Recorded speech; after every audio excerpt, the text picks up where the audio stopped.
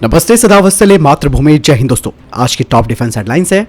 कैसे होगी नए सीडीएस की नियुक्ति? चीन पाकिस्तान की चुनौतियों के बीच क्या मेरिट होगा मानदंड या फिर वरिष्ठता से मिलेगा पद? लो विजिबिलिटी हो सकती है हादसे का शिकार, तकनीकी समस्या की गुंजाइश है कम। एयर मार्शल मानवेंद्र सिंह की अगुवाई में हेलीकॉप्टर दुर्घटना की होगी ट्राई सर्विस जांच। भारत अग्नि 1P का एक और टेस्ट कर सकता है। रूस ने भारत को ट्रांसफर ऑफ टेक्नोलॉजी के साथ स्प्रुट SDM लाइट टैंक के स्थानीय स्तर पर उत्पादन की पेशकश की। मिस्र अब भारत से ब्रह्मोस मिसाइल ले सकता है।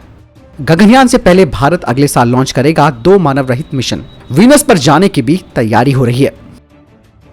तमिलनाडु के कन्नूर में दुर्घटनाग्रस्त हुए भारतीय वायुसेना के हेलीकॉप्टर में सवार सभी लोगों के पार्थिव शरीर को अब दिल्ली ले जाया जा रहा है। बताया जा रहा है कि 13 शवों को भारतीय वायुसेना के C-130J सुपर हरकुलिस परिवहन विमान के जरिए सलूर से दिल्ली लाया जा रहा है। वहीं दूसरी तरफ air chief marshal VR Chaudhary Delhi से सलूर पहुंच चुके हैं। इसके अलावा कहा जा रहा है कि प्रधानमंत्री नरेंद्र मोदी, रक्षा मंत्री राजनाथ सिंह और रक्षा राज्य मंत्री अजय भट्ट जी, इनके अलावा राष्ट्रीय सुरक्षा सलाहकार अजीत डोवाल, पालम टेक्निकल एरिया में सीडीएस जनरल विपिन रावत और उनकी पत्नी और 11 अन्य कर्मियों के पार्थिव शरीर को श्रद्धांजलि देंगे।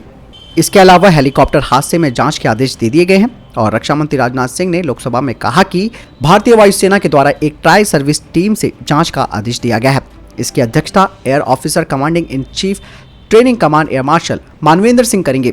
वहीं इस हादसे में एकमात्र जीवित बचे हुए ग्रुप कैप्टन वरुण सिंह अभी लाइफ सपोर्ट सिस्टम पर हैं। हम यही प्रार्थना करते हैं कि वो सकुशल इस चुनौती से बाहर निकलें और देश सेवा में अपना महत्वपूर्ण योगदान दें।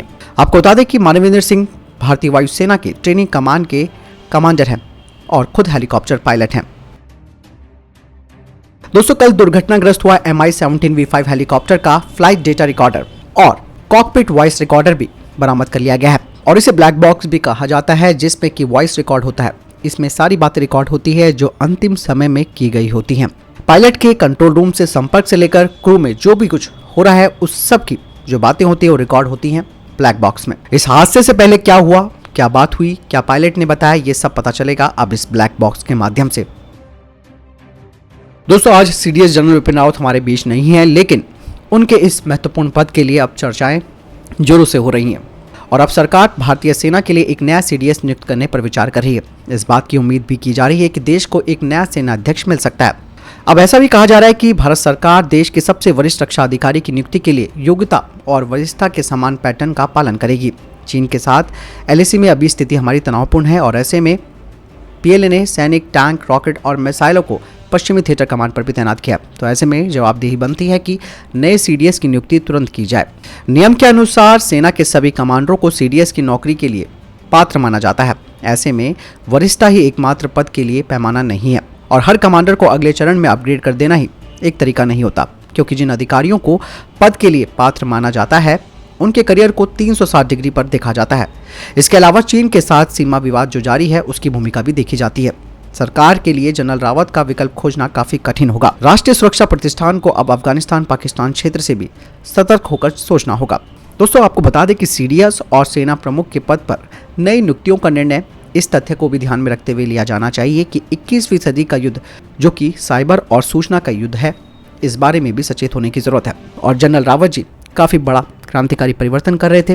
वो सेना के मॉडर्नाइजेशन पर फोकस कर रहे थे। इसके अलावा थिएटर कमांड पर काम कर रहे थे और अगले साल तक थिएटर कमांड के लिए तीनों सेनाओं ने अपनी तरफ से बात रखने के लिए भी कहा गया था। लेकिन सीडीएस रावत जी ने खुद ही कहा था कि कुछ काम अधूरे रह जाते हैं और इन्हें जो आगे आने वाला व्यक्ति है वो पूरा कर पाता है। शायद अब वही समय आ चुका है। दोस्तों, Mi-17 V5 हेलीकॉप्टर पर अब काफी सवाल उठ रहे हैं।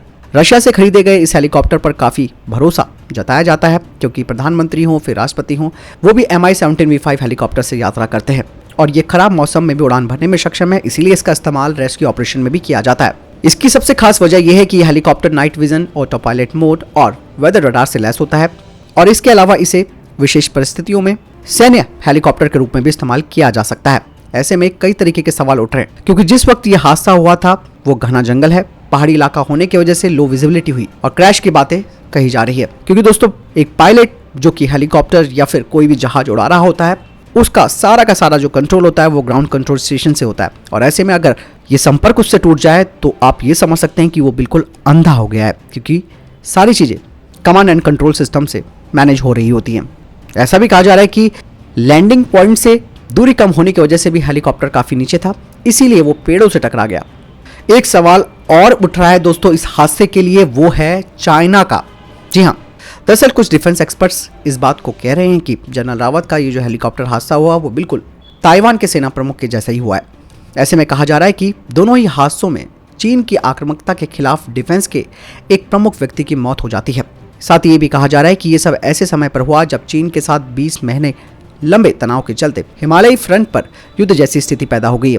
आपको बता दें कि जनरल रावत जी का ये जो बलिदान हुआ है ये बिल्कुल 2020 की शुरुआत में हुई एक हेलीकॉप्टर दुर्घटना के समान है, जिसमें कि ताइवान के chief of general staff general की मौत हो गई थी और इस हादसे में उनके साथ 7 अन्य लोगों की भी मौत हो गई थी। हर हेलीकॉप्टर क्रैश में चीन की आक्रामकता के खिलाफ डिफेंस के एक प्रमुख की मौत हो जाती है, ये एक चिंता का विषय बन चुका है। दोस्तों चाइना के ऊपर शक जाना भी लाजमी है, क्योंकि जो भी उसके खिलाफ बोलता है, क्योंकि ताइवान के साथ तो उसकी रस्साकसी रहती है, तो ऐसे में जो डिफेंस एक्सपर्ट्स हैं वो भी कुछ गलत नहीं कर रहे हैं। चाइना आज की डेट में डिफेंस हो या फिर स्पेस हो या फिर नई टेक्नोलॉजी हो, उसमें काफ़ी आगे जा चुका है और ऐसे में वो कुछ भी कर सकता है और कहीं से भी बैठकर कर सकता है। हालांकि जांच हो रही है, पता चलेगा कि हादसे की वजह क्या थी। वहीं दूसरी तरफ चाइना के गोबर टाइम्स का ये कहना है कि भारत भले ही उनके ऊपर आरोप लगा ले कि ये घटना बिल्कुल ताइवान जैसी है, लेकिन इस दुर्घटना के पीछे अमेरिका का भी हाथ हो सकता है।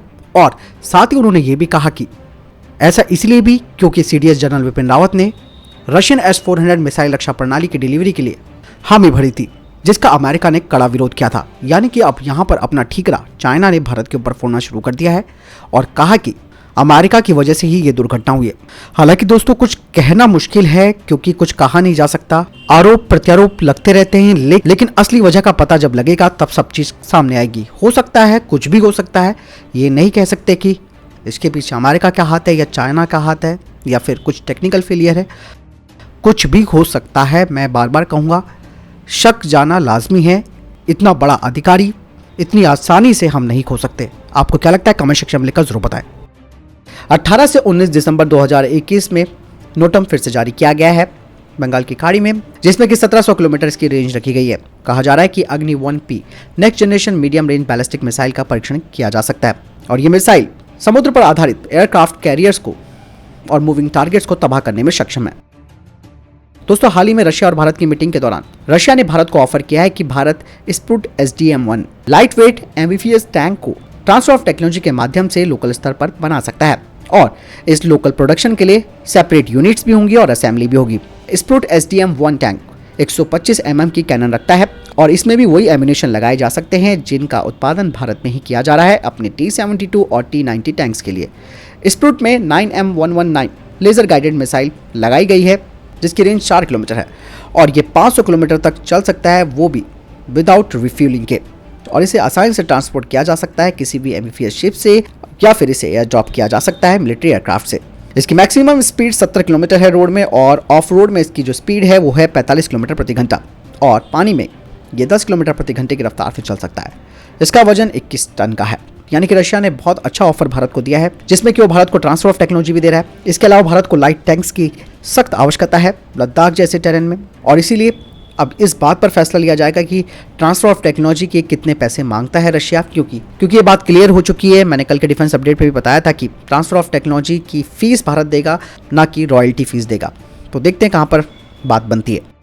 इजिप्ट यानी कि मिस्र की एयरफोर्स के जो हाई रैंक के अधिकारी हैं, उन्होंने EDX 2021 डिफेंस एक्सपो में ब्रह्मोस एरोस्पेस के स्टॉल का दौरा किया और वहां पर उन्होंने भारत के साथ ब्रह्मोस सुपरसोनिक क्रूज मिसाइल की खरीद की बातचीत की। बता दें कि ये पहली बार नहीं है जब इजिप्ट ने ब्रह्मोस पर अपना भरोसा जताया है। इससे पहले 2016 में उसने भारत के साथ बातचीत की थी, लेकिन भारत ने ये डील इसलिए नहीं की क्योंकि इजराइल ने भारत को इसके लिए मना कर दिया था। लेकिन भारत ने भी इजराइल को ये बात कही कि हम इजिप्ट को 290 किलोमीटर वाली रेंज वाली ब्रह्मोस मिसाइल को ही देंगे और ये किसी भी तरीके से इजरायली एयरफोर्स और उनके डिफेंस सिस्टम को हानि नहीं पहुंचाएगी। दोस्तों अभी हाल ही के डिफेंस अपडेट में आपको मैंने बताया था कि टाटा लॉकहीड मार्टिन ने अपने पहले F-16 विंग प्रोटोटाइप को तैयार कर दिया है और इसकी सेरेमनी के दौरान लॉकहीड मार्टिन के चीफ एग्जीक्यूटिव इंडिया ने कहा कि हमने F-16 विंग के लिए ट्रांसफर ऑफ टेक्नोलॉजी भी भारत को दी है और अगर लॉकहीड मार्टिन को 114 MRFA टेंडर मिल जाता है तो जॉइंट वेंचर के माध्यम से हम 50 F-21 फाइटर जेट्स हर साल बना सकते हैं। रशिया ने भारत को कहा है कि AK-203 का फुल स्केल प्रोडक्शन आने वाले 2 सालों में शुरू हो जाएगा और जो पहली 17,000 राइफल्स होंगी उन्हें भारत में बनाया जाएगा, जिसमें कि जो लोकल प्रोडक्शन होगा उसे स्टेज बाय स्टेज 5% से 70% तक बढ़ाया जाएगा और बाकी की जो राइफल्स बनेंगी वो 100% लोकल ही बनेंगी। इसके अलावा भारत और रशिया ने एक महत्वपूर्ण सेटलमेंट भी कर ली है रूबल्स और रुपए की, और इस प्रक्रिया को अपनाने से जो पेमेंट है वो भी लेट नहीं होगी।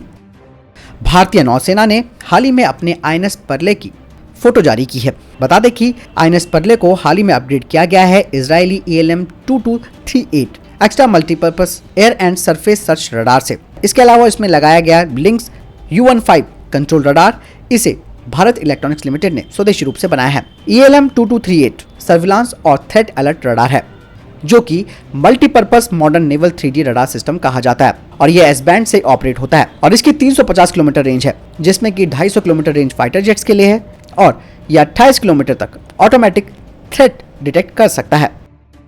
जेन टेक्नोलॉजी की subsidiary unit Unistring tech private limited को 61 यानी कि 61 करोड़ रुपए का ऑर्डर मिला है डिफेंस सेक्टर की PSU से, जिसके तहत ये कंपनी स्वदेशी रूप से सेंसर्स और सिमुलेटर का डिजाइन और निर्माण करेगी और इनका इस्तेमाल डिफेंस ट्रेनिंग सिस्टम के लिए किया जाएगा। इसके अलावा electronic warfare counter drone system के लिए किया जाएगा।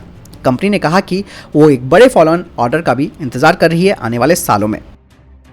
केंद्रीय मंत्री जितेंद्र सिंह ने कहा कि भारत अगले साल मानव अंतरिक्ष यान यानी कि गगनयान से पहले 2022 के अंत तक 2 मानव रहित मिशन शुरू करेगा। साथ ही उन्होंने कहा कि हम अगले कुछ सालों में वीनस मिशन, सोलर मिशन और स्पेस स्टेशन पर भी अभियान शुरू करने जा रहे हैं।